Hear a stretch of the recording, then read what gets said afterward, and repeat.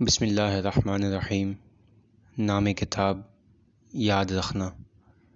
شہید حمید سیاہ کلی مرادی کی داستان زندگی، ان کی ہمسر کی زبانی۔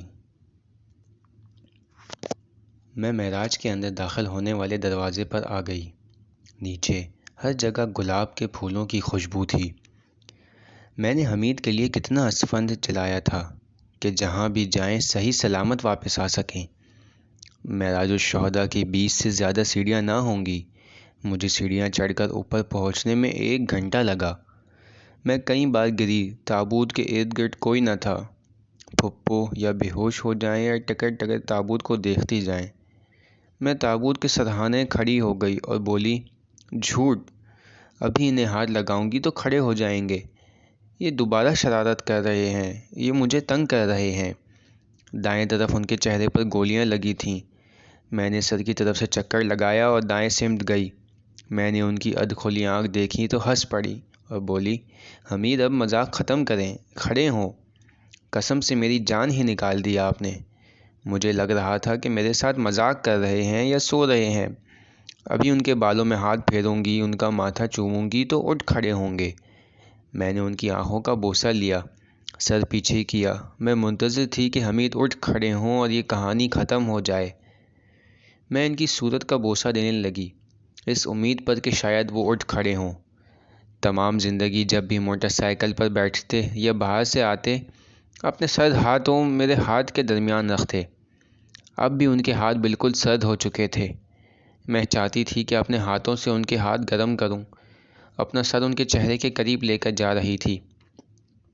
ان کے چہرے پر سانس لے رہی تھی، لمبا سانس لے رہی تھی تاکہ گرم ہو جائیں۔ میں بالکل نا امید ہو چکی تھی، ان کے بدن پر ان کی خاصی نشانیاں تلاش کر رہی تھی۔ حمید کی گردن کے بائیں طرف چاند گرہن کا نشان تھا، لیکن اب یہ نشان نظر نہیں آ رہا تھا۔ میرے دل کو بہانہ مل گیا تھا۔ میں پیچھے کی طرف گئی اور ایک جگہ پر کھڑی ہو گئی اور بولی کہ یہ میرا شوہر نہیں ہے، یہ میرے حمید نہیں ہے۔ میرے حمید کی گردن پر چاند گرہن کا نشان تھا، لیکن اب وہ چاند گرہن کا نشان نظر نہیں آ رہا۔ بابا نے اسی جگہ پر مجھے اپنی آغوش میں لیا ہوا تھا اور روتے ہوئے میٹھی آواز میں کہہ رہے تھے، ان کے بدن سے بہت خون بہہ گیا ہے، اس لیے چاند گرہن کا نشان نظر نہیں آ رہا۔ اس کے بعد بابا تابوت کی طرف گئے، کفن کے بند کھولے، کہا، فرزانہ آؤ دیکھو، ان کے بدن پر ہر جگہ گولیاں لگی ہیں، صرف سینہ محفوظ ہے۔ جیسے ہی یہ کہا، میں دوبارہ تابوت کی طرف گئی۔ حمید کی بات مجھے یاد آ گئی۔ مجلس امام حسین علیہ السلام میں بہت زور سے ماتم کرتے تھے اور کہتے تھے، فرزانہ یہ سینہ کبھی نہیں جلے گا۔ جسم کے ہر حصے پر گولیاں لگی تھیں، پیٹ، پاؤں، ہاتھ، گردن، چہرہ، سب جگہ، صرف سینہ بچا تھا جو کہ بالکل صحیح اور سالم رہ گیا تھا۔ میں اپنے لرزتے ہوئے ہاتھ ان کے سینے پر رکھ رہی تھی۔ میرا دل چاہ رہا تھا کہ کاش اس دل میں دھڑکن موجود ہو، کاش میں اپنے ہاتھوں سے محسوس کر سکتی کہ حمید کا دل ابھی زندہ ہے، لیکن ایسا کچھ بھی نہ تھا، کوئی نظر نہیں آ رہا تھا۔ مشکل ترین وقت ایک بیوی کے لیے یہی لمحات ہیں۔ وہ دل جو تمام زندگی آپ کے لیے دھڑکا ہو، اب اس میں کسی قسم کی دھڑکن یا حرکت و گرمی کا وجود نہیں تھا۔ میرے حمید کا دل بند ہو چکا تھا، وہی دل جو رشتہ لینے کے دن مجھ سے کہہ رہا تھا، پہلا عشق اس دل کا خدا ہے، دوسرا عشق امام حسین ہے اور تم میرا تیسرا عشق ہو۔ ان کی خواہش کے مطابق جو ان کی آخری رات کے لیے تھی، حمید نے وصیت نامے میں لکھا تھا کہ 15 منٹ حمید کے ساتھ اکیلے گزاروں۔ میں نے ان کو گلے لگایا، پیار کیا، ان کے بدن پر ہاتھ پھیرا۔ میں ہمیشہ اس لمحے کے بارے میں سوچتی تھی کہ ایک شہید کی بیوی اپنے شہید شوہر سے اس لمحے میں کیا بات کر سکتی ہے۔ ان آخری لمحوں کے لیے میں نے بہت سے الفاظ تیار کیے تھے، لیکن وہ سب بھول چکی تھی۔ میں اپنا سر ان کے کانوں کے پاس لے کر گئی۔ یاد رکھنا، میں آپ سے بہت پیار کرتی ہوں، مجھے آپ سے بہت بہت زیادہ پیار ہے۔ میں نے اپنے سر کو اونچا کیا، جیسے کہ میں جواب کے انتظار میں ہوں۔ کچھ لمحوں کے لیے میں خاموش رہی اور پھر دوبارہ ان کے کان میں کہا، حمید میں آپ کو پسند کرتی ہوں۔ مجھے وہ جملہ یاد آ گیا جو حمید نے جانے سے ایک رات پہلے مجھ سے کہا تھا، فرزانہ تم نے میرے دل کو ہلا کر رکھ دیا، لیکن تم میرے ایمان کو متزلزل نہیں کر سکتی۔ میں نے ان کے کان میں معافی مانگی۔ میں نے کہا، میرے حمید مجھے معاف کر دینا اگر میں نے آپ کا دل دکھایا ہے، مجھے بخش دینا۔ آپ کو شہادت مبارک ہو۔ سید الشہداء علیہ السلام کو میرا سلام دینا۔ حضرت زہرا سلام اللہ علیہا سے کہنا میرا تحفہ قبول فرمائیں۔ اس سے زیادہ مجھے اجازت نہ دے رہے تھے کہ حمید کے جنازے کے پاس رکوں۔ کہہ رہے تھے کہ ٹھیک نہیں ہے کہ ان کا جسم اتنا زیادہ کھلی فضا میں رہے۔ میرے حمید کو سرد خانے میں لے کر جانا چاہ رہے تھے۔ آخری مرتبہ میں نے اپنا ہاتھ حمید کے چہرے پر رکھا۔ حمید کے جن کا چہرہ ہمیشہ گرم رہتا تھا کہ ان کی محبت کی گرمی میں محسوس کر سکتی تھی، اب ٹھنڈا تھا، ایسی ٹھنڈک جو میری ہڈیوں تک محسوس ہو رہی تھی۔ کہا گیا تھا کہ حمید کی ادھ کھلی آنکھیں بند نہ کریں تاکہ آخری بار اپنی امی اور بیوی کو دیکھ سکیں۔ میں نے ان کی آنکھیں چومی اور انہیں جھپکا دیا۔ وہ آنکھیں جنہوں نے کبھی کوئی گناہ نہ کیا تھا، وہ آنکھیں کہ جن سے آخری لمحات میں انہوں نے امام زمانہ اجل اللہ تعالی فرجہ الشریف کا دیدار کیا تھا، یہ آنکھیں بند ہو گئیں تاکہ اس کے بعد سے یہ آنکھیں صرف خوبصورتیوں کا دیدار کریں گی۔ مجھے زبردستی تابوت سے علیحدہ کیا گیا۔ ابو مجھے کھینچ کر سیڑھیوں تک لے آئے۔ میں ہر سیڑھی پر بیٹھ کر روتی، مجھے یہاں ہی رہنے دیں۔ 2 ہفتے ہو گئے میں نے اپنی جان کو نہیں دیکھا۔ 2 ہفتے سے حمید میرے پاس نہیں تھے۔ آخری سیڑھی پر بیٹھ کر میں نے آغا سعید کو دیکھا۔ انہیں کہا کہ آغا سعید کم از کم آپ اجازت نہ دیں کہ یہ حمید کو سرد کھانے لے جائیں۔ حمید کو سردی بہت ناپسند تھی۔ یہ تصور کہ میرے بچپن کے ساتھی اور میری زندگی کے ہم سفر نے مجھے اکیلا چھوڑ دیا ہے، میرا وجود نابود کر رہا تھا۔ مجھے زبردستی گاڑی میں سوار کیا اور حمید کے آبائی محلے کی مسجد میں لے گئے، وہی مسجد جہاں کئی مرتبہ اپنے بچپن میں مقبر بنا تھا، جو نمازیوں کی رہنمائی کے لیے نماز جماعت کے دوران تکبیر کی صدا بلند کرتا ہے۔ اور اب سب آ چکے تھے کہ آخری مرتبہ اس بے جان پیکر سے اذان عشق سن سکیں۔ جسد کو آخری رسومات کے لیے لایا گیا۔ ایک سوئی کے برابر جگہ نہ بچی تھی۔ ان کی تصاویر دکھائیں، ویڈیوز دکھائی گئیں۔ جب تقریب اختتام پذیر ہوئی، پیکر ایمبولینس میں رکھا گیا۔ میں ننگے پاؤں تابوت کے پیچھے بھاگی۔ میرا دل چاہ رہا تھا وہاں رہوں جہاں حمید ہوں۔ لوگ ایک طرف ہوتے جا رہے تھے، میں حمید کے پیچھے بھاگ رہی تھی۔ میری دوستوں نے مجھے ایک طرف کھینچ لیا، مجھے حمید کے ساتھ نہیں رہنے دیا۔ ہم مسجد سے بابا کے گھر آ گئے۔ میری طبیعت اتنی خراب تھی کہ میں پھپھو کے گھر نہیں جا سکتی تھی۔ امی نے دوپہر کا کھانا عدس پلاؤ بنایا ہوا تھا، لیکن میں نے ایک لقمہ بھی نہیں لیا۔ انہوں نے دوبارہ وہی کھانا گرم کیا، لیکن مجھ سے کچھ بھی کھایا نہیں جا رہا تھا۔ جو ہی میری نظر کھانے پر پڑی، میں نے رونا شروع کر دیا۔ حمید کو عدس پلاؤ بہت پسند تھا۔ عدس پلاؤ کے اوپر انڈا ڈالتے تھے اور سلاد شیرازی اور روٹی کے ساتھ کھاتے تھے۔ بہت عرصے تک یہی ہوتا رہا۔ میں جو بھی چیز دیکھتی حمید کی یاد تازہ ہو جاتی، بہت دیر تک روتی رہتی۔ وہ کھانے جو حمید کو پسند تھے، وہ سب جگہیں جہاں ہم اکٹھے جاتے تھے، یعنی ہر چیز امی نے مجھ سے روتے ہوئے کہا، میری پیاری بیٹی، میں تمہارے آنسوؤں پر قربان جاؤں۔ کچھ کھا تو نہیں رہی تو آرام ہی کر لو تاکہ تھوڑی انرجی آ جائے، کل بہت کام ہے۔ اس اگلے دن سے ڈر لگ رہا تھا جو ابھی آیا ہی نہ تھا۔ اس اگلے دن کا خوف کہ حمید کو بہشت کے دروازے تک چھوڑ کر آنا تھا۔ وہ دن کہ جب میں آخری مرتبہ حمید کا چہرہ دیکھ سکتی تھی۔ لائٹیں بند تھیں، لیکن اس رات کوئی نہ سویا۔ بھائی کمرے میں قرآن پڑھ رہے تھے۔ بابا کے رونے کی آواز بیڈ روم سے آ رہی تھی۔ میں بھی اپنی کمر کو پکڑے ڈرائنگ روم میں چکر لگا رہی تھی اور رو رہی تھی۔ ہر لمحے اپنی کمر کو سہارا دے رہی تھی۔ باوجود اس کے کہ میں ان کا بدن دیکھ چکی تھی، لیکن ابھی تک مجھے یقین نہیں آ رہا تھا۔ میں خود سے کہہ رہی تھی کہ حمید تو اپنی زبان سے پھرنے والے نہیں تھے۔ کل وہ 4 دن جو انہوں نے کہے تھے پورے ہو جائیں گے تو خود مجھ سے رابطہ کریں گے۔ مجھے اس وقت کا انتظار تھا اور میں چاہ رہی تھی کہ وقت واپس پیچھے کی طرف چلا جائے۔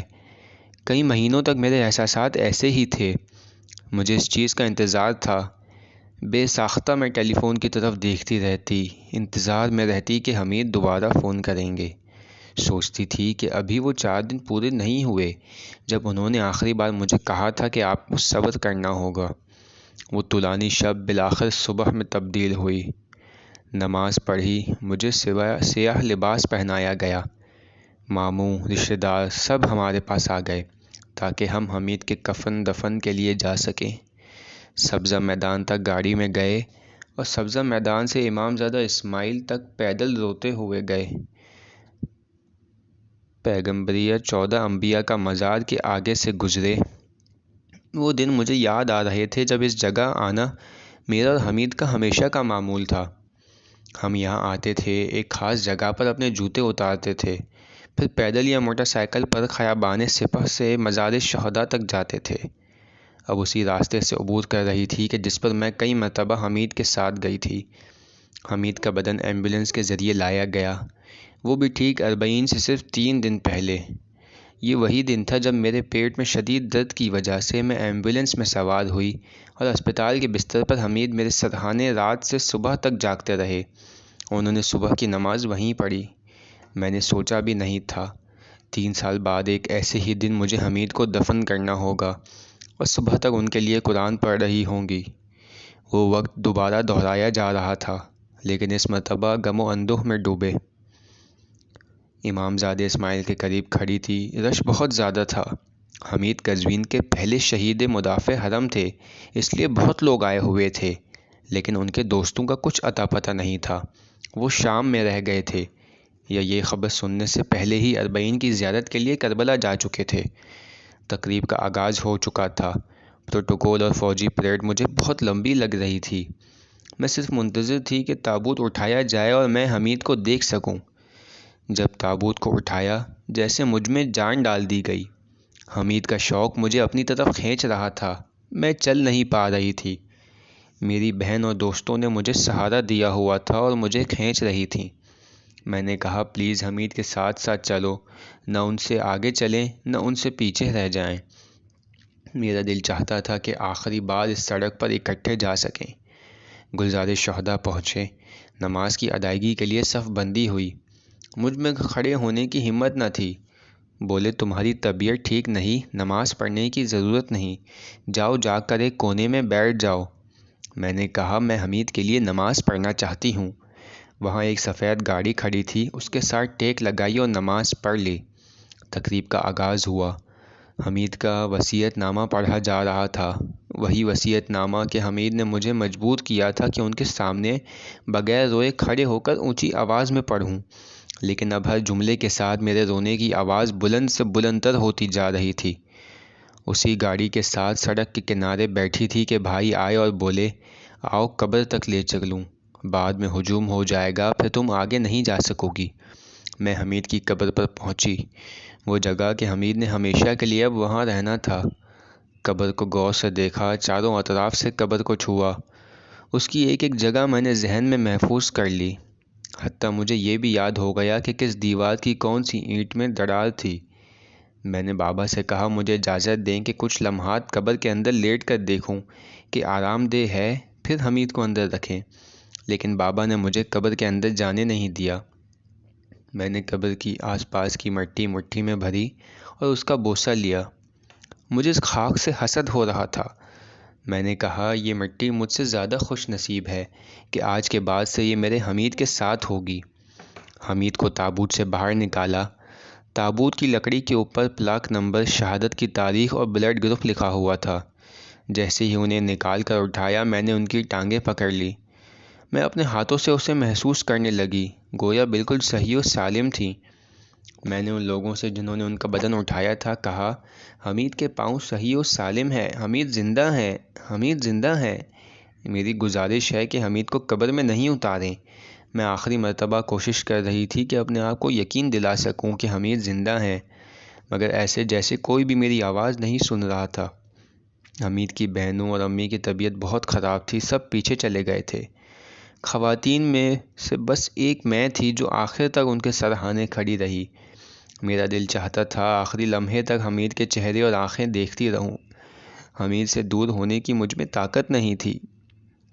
ان کا چہرہ دیکھتی تو محسوس ہوتا کہ ابھی بھی زندہ ہیں۔ میں نے مٹی چومی اور حمید کے بدن پر ڈال دی اور کہا اب تا ابد میری بجائے تم حمید کے ساتھ رہنا۔ جب ان پر مٹی ڈال دی گئی میں نے اپنے احساسات، عشق و امید، مستقبل کے خواب پورے وجود کے ساتھ ریزہ ریزہ ہوتے محسوس کیے اور زور زور سے رونے لگی۔ تدفین کرنے والے بولے خانم مرادی پرسکون ہو جائیں، دیکھیں حمید قبر کے اندر بھی مسکرا رہے ہیں۔ جب میں نے ان کا چہرہ دیکھا تو ان کے لبوں پر مسکراہٹ تھی جس کی وجہ سے میں اور بھی جل گئی۔